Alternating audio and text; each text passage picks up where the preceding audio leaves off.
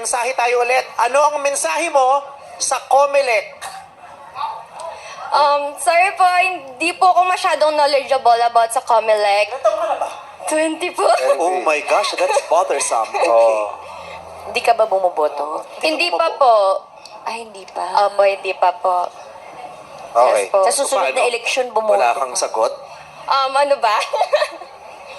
Hindi ko man po masasagot to ngayon, pero for sure. COMELEC yung Commission on Elections. Sila yung nag-ano ng mga sa election kapag ano. Okay po. Okay. Wala kang naririnig sa mga tungkol sa hindi ka ba nanonood ng telebisyon? wala Nagbabasa po ng kaming dyaryo? TV.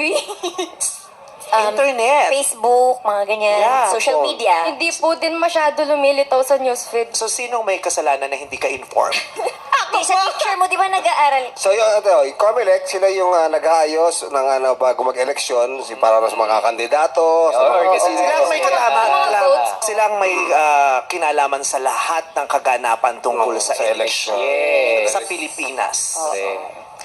Siguro yung message ko po sa kanila, let's be fair po dahil po meron tayong mga sa mga kahit barangay lang yan, yung mga bayad ng votes. So let's be fair po siguro dahil deserve natin yung uupo na talagang merong maibibigay sa atin, na meron talagang lahat tayo sa community na mapakinabangan at hindi ganern.